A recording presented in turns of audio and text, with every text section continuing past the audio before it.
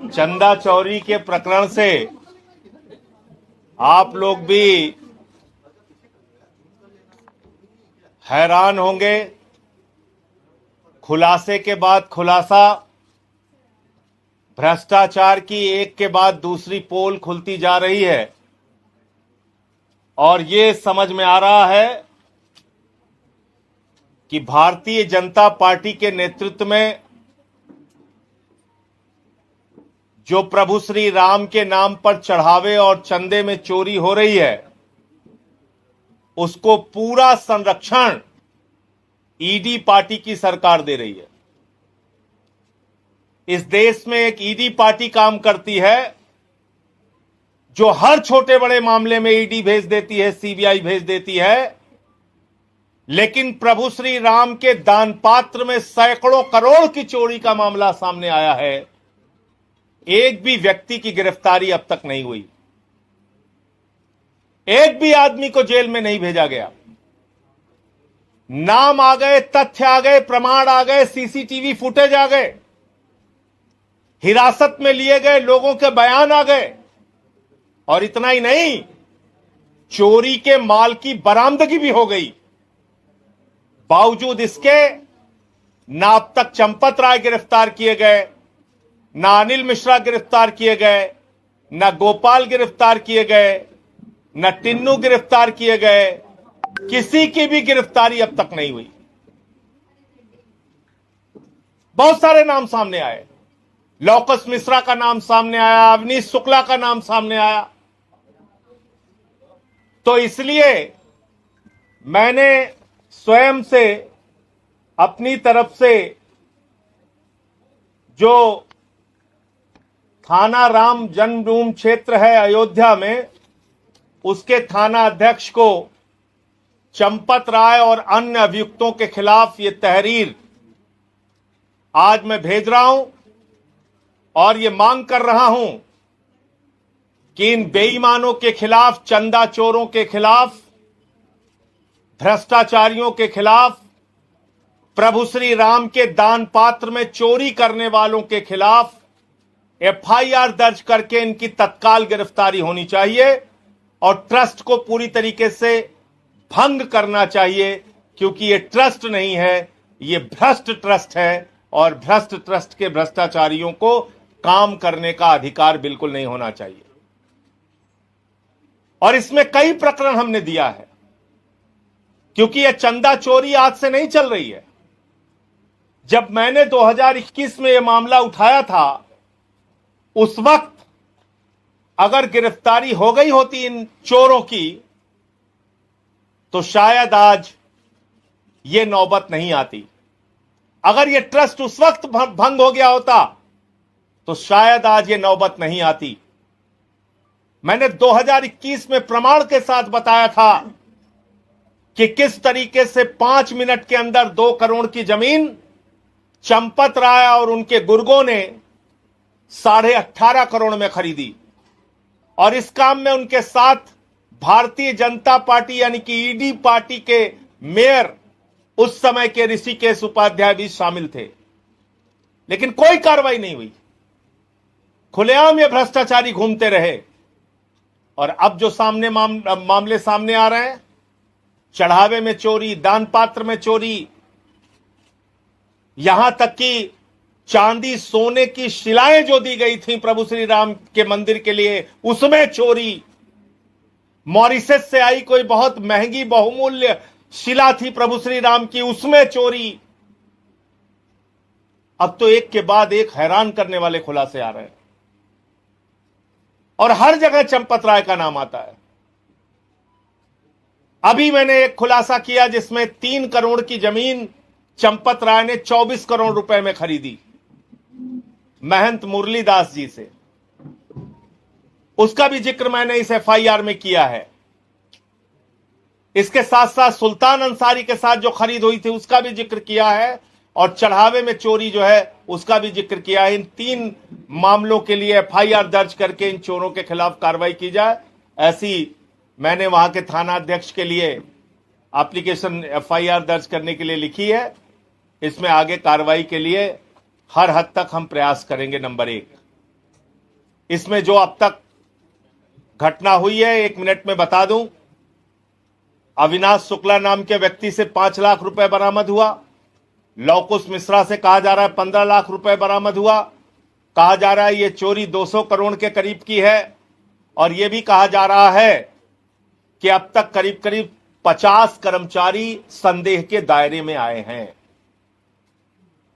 जब यह मामला हम लोगों ने उठाया तो गालियां देना शुरू कर दिया, रामद्रोही बताना शुरू कर दिया। मैं पूछना चाहता हूं ईडी पार्टी के लोगों से, अंधभक्तों से,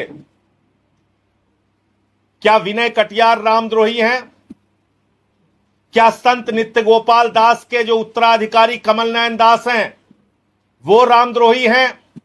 क्या रजनीश सिंह भारतीय जनता पार्टी का जो नेता है वो रामद्रोही हैं? क्या संतोष दुबे जो मंदिर आंदोलन से जुड़े रहे हैं वो रामद्रोही हैं? अरे अब तो आपके बीच के लोग कह रहे हैं भ्रष्टाचार हुआ है, चोरी हुई है। स्वामी अवमुक्तेश्वरानंद जी के पीछे तो आप वैसे ही पड़े रहते हैं, शंकराचार्य जी के पीछे। अभी निकल के आया कि कितने फर्जी मामले आप लोगों ने उनके खिलाफ दर्ज किए थे। क्या ये सब रामद्रोही हैं? इसलिए इसको इधर उधर घुमाने के बजाय कि अखिलेश यादव जी मामला उठाएं तो उनकी बेटी, उनके परिवार को आप अपमानित करो, अभद्र टिप्पणियां करो, हम मामला उठाएं तो हमको गालियां दो, ये सब करने के बजाय जो बेईमानी का पूरा प्रकरण सामने आया है, इन सब की गिरफ्तारी होनी चाहिए और भ्रष्ट ट्रस्ट भंग होना चाहिए। इसमें ज्ञानेश कुमार जो अब चुनाव आयोग के प्रमुख हैं, उनका भी नाम था जिस समय के भ्रष्टाचार हुए हैं। तो पता कराया जाए कहीं वो भी तो नहीं कुछ चंपत के साथ चंपत किए हैं, उसका भी पता लगाया जाना चाहिए। तो एक विषय तो ये था। और दूसरा मामला जिसके लिए आज की प्रेस वार्ता बुलाई गई है वो ये कि जो 5 चरणों की पदयात्रा हमारी है वो अब तक समाप्त हो चुकी है। अब 6वें चरण में पूर्वांचल में 16 अगस्त से लेकर 23 अगस्त तक, यानी कि अगस्त महीने में जो क्रांति का महीना कहा जाता है, जिस महीने में अंग्रेजों भारत छोड़ो का नारा दिया गया था, उसी अगस्त के महीने में, अगस्त क्रांति के महीने में आम आदमी पार्टी रोजगार दो और सामाजिक न्याय दो की अपने 6वें चरण की पदयात्रा आजमगढ़ से जौनपुर तक के लिए करेगी। और इस बीच में आजमगढ़, शाहगंज, जौनपुर और उस क्षेत्र से होते हुए करीब करीब 110 किलोमीटर की ये पदयात्रा होगी, जो 7 से 8 दिन में हम लोग पूरी करेंगे। इसमें मुद्दा पेपर लीक का भी उठेगा, बेरोजगारी का भी मुद्दा उठेगा। उत्तर प्रदेश में जिस तरह से भर्तियों के पेपर लीक हुए हैं, लेखपाल से लेकर पुलिस भर्ती से लेकर तमाम भर्तियों के जो पेपर लीक हुए हैं वो मुद्दा भी उठेगा। और साथ ही साथ छुआछूत, भेदभाव, समाज के अलग अलग जातियों के साथ आरक्षण के नाम पे धोखा, ये सारे प्रकरण भी, ये सारे मामले भी सामाजिक न्याय के तहत उठाए जाएंगे और जनता के बीच में जाके उनका समर्थन लेके एक जन आंदोलन हम लोग खड़ा करेंगे। हमारे साथ पूर्वांचल के जो प्रांत के अध्यक्ष हैं हमारे राजेश यादव जी, वो भी मौजूद हैं। वो भी अपनी बात 2 मिनट आपसे करेंगे, फिर आपके प्रश्न मैं लूंगा।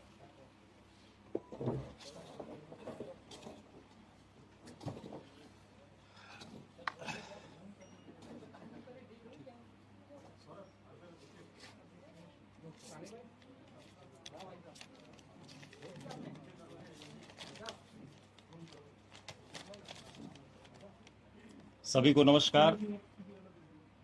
ये हमारी जो 6ठे चरण की यात्रा है, ये तय हुआ है कि ये पूर्वांचल प्रांत में जनपद आजमगढ़ से 16 अगस्त को ये यात्रा प्रारंभ होगी और आजमगढ़ से होते हुए ये यात्रा फरिया, सरायमीर, फूलपुर, शाहगंज होते हुए ये जौनपुर की तरफ जाएगी।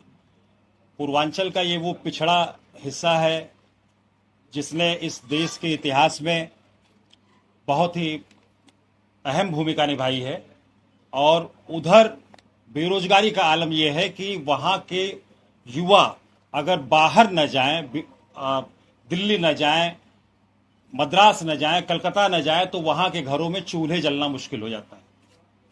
इतनी सरकारें आई गई, लेकिन बेरोजगारों के मुद्दे पर, रोजगार देने के मुद्दे पर सभी लोग फेल रहे। आज बेरोजगारी पूरे देश में एक बहुत बड़ी बीमारी हो गई है। भ्रष्टाचार उससे बड़ी बीमारी हो गया है। आप देख रहे हैं कि पेपर लीक उससे बड़ी बीमारी हो गई है। किसी बीमारी को आप छोटा नहीं कह सकते। जिस तरह सरकारें काम कर रही हैं, और खास करके सन 14 के बाद से, जब से भारतीय जनता पार्टी की सरकार सत्ता में आई है, तब से युवाओं का मुद्दा, महिलाओं का मुद्दा, गरीबों का मुद्दा, भ्रष्टाचार का मुद्दा ये कहीं नेपथ्य में चला गया है और सिर्फ हिंदू मुसलमान इन मुद्दों पर पूरी राजनीति की धुरी टिकी हुई है। हम लोग लगातार आदरणीय श्री संजय सिंह जी, जो हमारे उत्तर प्रदेश के प्रभारी हैं, के नेतृत्व में उत्तर प्रदेश में हर मुद्दे पर, चाहे वो पेपर लीक का मुद्दा हो, चाहे वो भ्रष्टाचार का मुद्दा हो, चाहे वो प्राथमिक विद्यालयों को उत्तर प्रदेश सरकार द्वारा बंद किए जाने का मुद्दा हो, लगातार संघर्ष कर रहे हैं, लगातार सड़क पर हैं। और उसी कड़ी में ये हमारा जो छठी यात्रा है, ये आजमगढ़ से जौनपुर तक होगी। और मैं उम्मीद करता हूं कि हमारे उस इलाके के लोग इस यात्रा में बढ़ चढ़कर हिस्सा लेंगे। और अब तक जितनी यात्राएं हुई हैं उसमें सबसे शानदार यात्रा आपको वहां की देखने को मिलेगी, जहां पर युवा, किसान, महिला, बेरोजगार सारे लोग इस यात्रा में शरीक होंगे। और इस मुद्दे पर आगे की लड़ाई की रणनीति को तय किया जाएगा। और ये लड़ाई हमारी अभी जारी है। कुछ यात्राएं हमारी बची हुई हैं, उनको भी आगे के चरणों में पूरा किया जाएगा। कोई आप लोगों के प्रश्न हो तो पूछ सकते हैं। संजय जी, सूचना मिल रही है कि चंपत राय को मुख्यमंत्री के कार्यक्रम से दूर रखा गया है। देखिए, ये सब रस्म अदायगी से काम नहीं चलेगा। आप मुझे बताइए कि अगर पैसे की बरामदगी हो गई, चोरी का माल बरामद हो गया, तो किसी ने चोरी तो की है ना। उस चोर की गिरफ्तारी क्यों नहीं होनी चाहिए? जब प्रभु श्री राम के मंदिर के चढ़ावे में, दान पात्र में, गुल्लक में चोरी का मामला पकड़ा जा चुका है, नाम सामने आ चुके हैं, पैसा बरामद हो चुका है, तो गिरफ्तारी क्यों नहीं हो रही है? और हर चीज में चंपत राय, हर चीज में चंपत राय। तो अगर इस सबके बीच सबसे बड़ा नटवर लाल अगर चंपत राय ही है, तो उसके खिलाफ कार्रवाई क्यों नहीं हो रही है? उसको क्यों गिरफ्तार किया नहीं जा रहा है? मतलब आप सोचिए कि बताया जा रहा है कि भाई शिलाएं गायब हो गई चांदी सोने की। लोग कंगन से लेके जो सोने के अपनी ओर से प्रभु श्री राम के लिए सोना चढ़ाते थे, वो गायब है। रुपया अलग गायब है।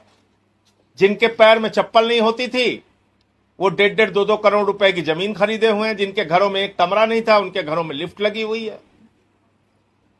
तो कार्रवाई कब होगी इन सब के खिलाफ? चंपत राय को आप मुख्यमंत्री के कार्यक्रम से दूर रख रहे हैं, तो ये तो एक दिखावे वाली बात हुई ना, रस्म अदायगी वाली। सर, एसआईटी जांच कर रही है, एसआईटी जांच करे, उस पर आपको कितना विश्वास है? क्योंकि 105 एसआईटी बनी है उत्तर प्रदेश में। बताइए क्या निकला आज तक?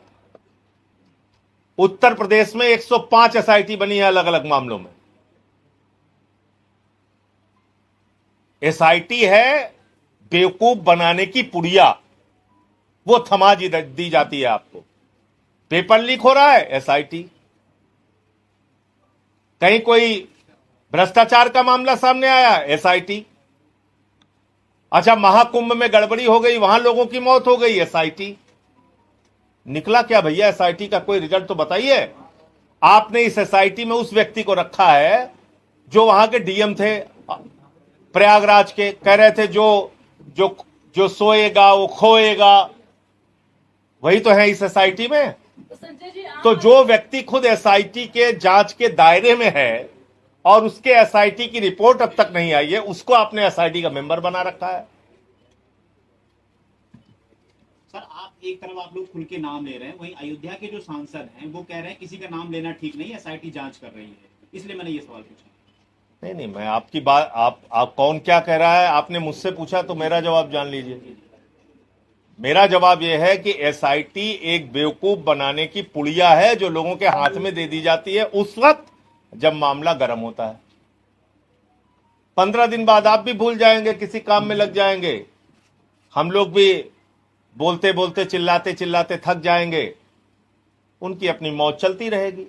बस यही है एसआईटी। भाई ये 3 करोड़ की जमीन 24 करोड़ में आप खरीद रहे हो, मैंने तो उसकी मालियत और जो दिया गया दाम है सब दिखा दिया ना। अगर वो गलत हो तो मेरे खिलाफ कार्रवाई कीजिए आप। तो नजूल की जमीन आप खरीद रहे हैं, न खरीदी जा सकती है, न बेची जा सकती है। इतना बड़ा भ्रष्टाचार खुलेआम कर रहे हो आप। करोड़ों हिंदुओं की आस्था को आप कुचल रहे हो अपने पैरों तले। आपको शर्म नहीं आती? और पूरी की पूरी ईडी पार्टी, भाजपा के लोग, अंधभक्त सब गाली देने में लगे रहते हैं खाली। उत्तर प्रदेश में 465 स्कूलों को जो है वो बंद करने के आदेश आ गए हैं सरकारी। अब देखिए, पहले तो 5000 इन्होंने बंद करना चाहा था, उस वक्त हम लोगों ने विरोध किया था। अब ये जो आप जानकारी दे रही हैं उसकी भी जानकारी हम लोग ले लेते हैं, कहां कहां कौन से स्कूल बंद कर रहे हैं। उसमें भी हमारी जितनी ताकत है, हल्ला हंगामा, लोगों को इकट्ठा करना, विरोध करना, वो करेंगे, क्योंकि हमारे लिए बच्चों की पढ़ाई सबसे आगे है। और मुझे खाली एक ही बात कहना है कि जिस हिंदू का खून न खौला, खून नहीं वो पानी है, वो स्कूलों को बंद होने पे भी खून खौलना चाहिए। हिंदुओं का खून जो बार बार उबाल ले लेता है छोटी छोटी बात पे, कि इसका ठेला क्यों वहां लगा हुआ है, मछली क्यों बेच रहा है, और मटन की दुकान तो बंद होनी चाहिए, हमारा हिंदू का खून खौल गया है। तो इस पे कहने हिंदुओं का खून खौल रहा है कि 465 स्कूल बाबा जी बंद करने जा रहे हैं। उसमें ज्यादातर बच्चे तो हिंदुओं के पढ़ते हैं, पिछड़ों के, दलितों के, शोषितों के, वंचितों के। गांव में और कौन पढ़ता है सरकारी स्कूल में? तो ये बात है कि इनकी प्राथमिकता शिक्षा देना नहीं है, हिंदुस्तान को अनपढ़ बना के रखना है। अनपढ़ रहेंगे तभी इनका झंडा उठाएंगे, तभी इनकी जिंदाबाद करेंगे। राम मंदिर ट्रस्ट में और कोई एक तैयारी चल रही है। एक और कोई प्रश्न उधर से आ जाने दीजिए। हाँ बोलिए। देखिए, जहां जहां चोरी के साक्ष्य मिले उस पे कार्रवाई होनी चाहिए। जो साक्ष्य मेरे सामने आए वो मैंने आपकी जानकारी में दे दिया। मथुरा से संबंधित भी कोई मामला और जानकारी मेरे पास आएगी तो बोलूंगा। अगर कोई ऐसे किसी की कही हुई बात पे बोलना होगा, वो मेरा काम नहीं है। मैं देख लेता हूं क्या है उसमें, तब आपको बात करें। अयोध्या में मुख्य कार्यपालक अधिकारी यानी कि सीईओ की नियुक्ति की तैयारी चल रही है। वरिष्ठ आईएएस को जिम्मेदारी दी जा सकती है। सवाल उठ रहे हैं कि जो कार्य पहले हो जाना चाहिए था वो इतनी बड़ी घटना के बाद। भाई साहब, ये ट्रस्ट भंग क्यों नहीं हो रहा है? भ्रष्ट ट्रस्ट को भंग क्यों नहीं किया जा रहा है? मेरा तो एक लाइन का प्रश्न है। कितना हिस्सा भाजपाइयों को मिल रहा है, ईडी पार्टी को मिल रहा है? चोरी के माल का कितना हिस्सा इन लोगों के पास जा रहा है, उसकी जांच होनी चाहिए। क्योंकि इनके एक मेयर का मैंने प्रमाण दिया था कि वो शामिल था इसमें। संजय जी, कांग्रेस प्रदेश अध्यक्ष अजय रैना आज रामलला के दर्शन करने पहुंचे हुए थे। वहां उन्होंने कहा कि एसआईटी की जांच पर उन्हें भरोसा नहीं है, तो हाईकोर्ट के सिटिंग जज को जांच देनी चाहिए और जो समय सीमा दी गई है उसके अंदर ही देना चाहिए। तो देखिए, सबको अपने अपने तरीके से मांग करने का अधिकार है। मेरा जो ये कहना है कि जो अभी तक मामले प्रकाश में आए हैं और साक्ष्य सामने आया है, पहले तो तत्काल उस पर कार्रवाई कीजिए, उन लोगों को गिरफ्तार कीजिए और ये ट्रस्ट जो है इसको भंग कीजिए, इसमें ईमानदार और अच्छे लोगों को रखिए। जहां तक, सुन लीजिए, जहां तक जांच की बात है, पहले पता चल जाए कितनी लूट हुई है, कितना भ्रष्टाचार हुआ है। क्योंकि एक महिपाल सिंह का भी नाम सामने आया जिसने 2021 में ही शिकायत की थी लेकिन कुछ नहीं हुआ।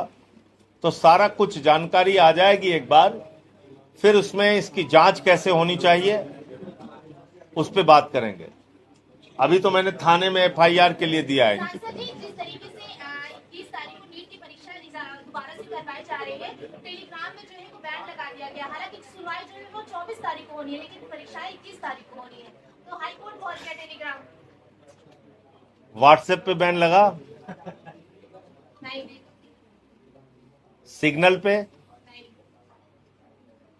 और बताइए कितने ऐप। मतलब ऐसे काम करते हैं ये लोग। अपना जब ऐसे फैसले लेते हैं तो अपना चेहरा शीशे में नहीं देखते क्या? इनको अपने आप खुद पे हंसी नहीं आती? मतलब आप कभी कह रहे हो कि हम वायुसेना के जहाज से पेपर पहुंचाएंगे, कभी कह रहे हो हमने टेलीग्राम बंद कर दिया। क्या ऐसी हास्यास्पद बातें करते हैं ये लोग।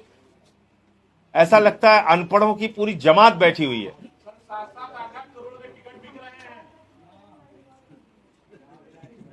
अरे भैया, सांसद खरीदे जा रहे हैं, उसको देखो पहले आप। मंडी खुली। समाजवादी पार्टी में कई सांसदों की बड़ी बात कह रहे हैं। देखिए,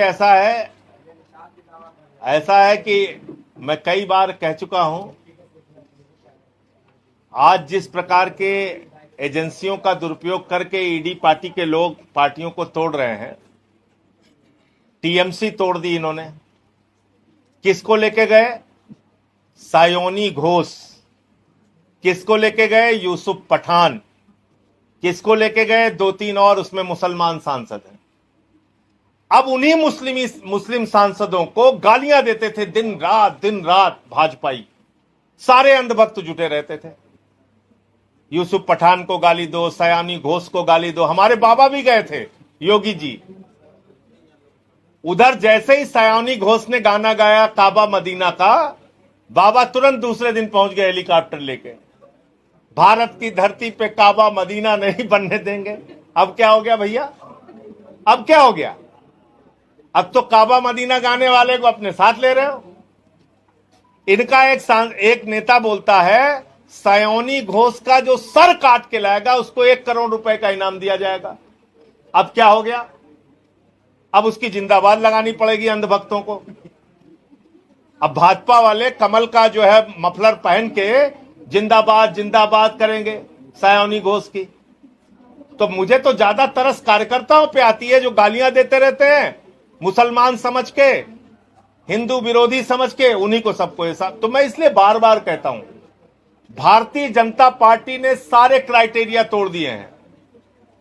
जैसे वो शोले फिल्म का डायलॉग है, मौसी बाद में कहती है कि बा बेटा, तुम्हारा दोस्त शराबी हो, कबाबी हो, जुआरी हो, लेकिन उसमें कोई गलती नहीं।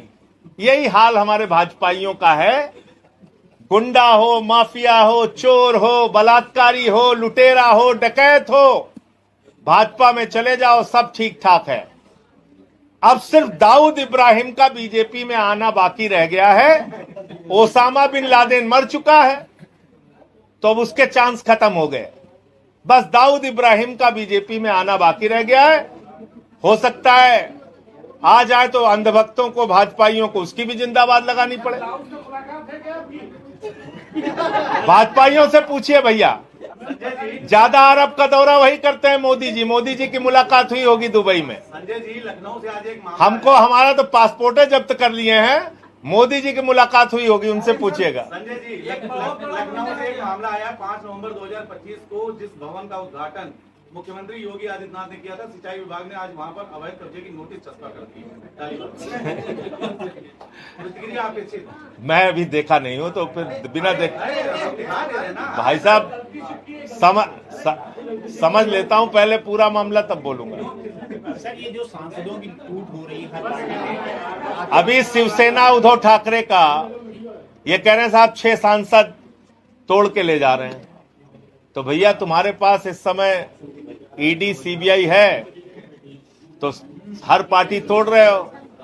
ये वक्त तुम्हारे साथ भी आएगा, चाहे आज आए या कल आए या 1 साल के बाद आए, कभी ना कभी तो आएगा, और तब तुम्हारी भी पार्टी टूटेगी ऐसे।